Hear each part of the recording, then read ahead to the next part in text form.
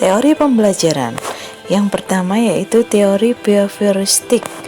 Belajar adalah perubahan tingkah laku sebagai akibat adanya interaksi antara stimulus atau rangsangan dan respon atau tanggapan.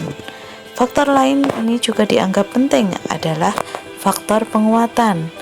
Teori ini tidak mengakui adanya kecerdasan bakat, minat, dan perasaan individu dalam suatu belajar. Jadi kata kunci di teori behavioristik itu adalah stimulus atau rangsangan.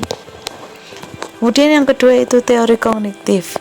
Itu teori yang lebih mementingkan proses belajar daripada hasil belajar. Yang ketiga itu teori konstruktivistik, lebih menekankan pada proses dan kebebasan dalam menggali pengetahuan serta upaya dalam mengkonstruksi pengalaman atau belajar menemukan sendiri kompetensi.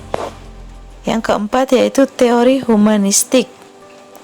Proses belajar harus dimulai dan ditujukan untuk kepentingan memanusiakan manusia itu sendiri.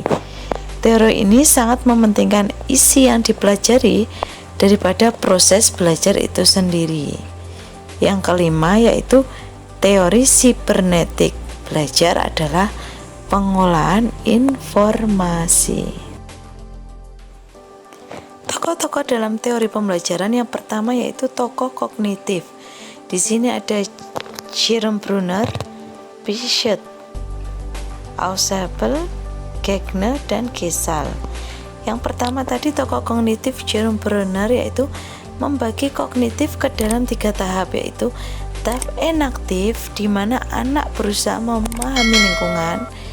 Yang kedua tahap eikonik yang merupakan masa di mana anak melakukan kegiatan berdasarkan pada pikiran internal yang disajikan melalui serangkaian gambar atau grafik yang merupakan gambaran dari objek yang dimanipulasinya.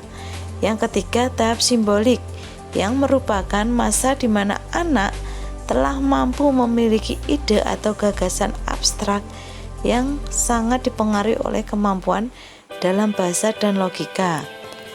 Yang tokoh kedua yaitu Piaget membagi pada 3 tahapan yaitu sensori motor, pra-operasional konkret, operasional konkret, dan operasional formal. 4 tahap maksud saya. Kemudian yang kita yaitu tokohnya Ausubel, di mana dia menyatakan bahwa belajar itu bermakna, artinya proses belajar mengaitkan informasi baru pada konsep-konsep relevan dalam struktur kognitif seseorang. Kemudian Gardner di sini objek belajar yang diperoleh siswa yaitu objek langsung dan objek tidak langsung.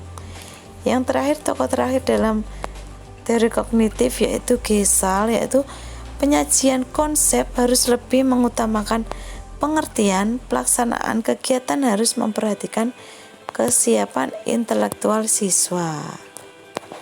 Kemudian kita akan belajar tentang tokoh behavioristik. Di sini ada Tordik, Skinner, dan Pavlov.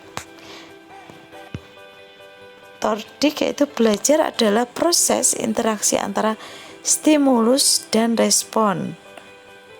Skinner yaitu ganjaran atau penguatan mempunyai peranan penting dalam belajar masalah. Kemudian Pavlov yaitu mengenalkan konsep pembiasaan.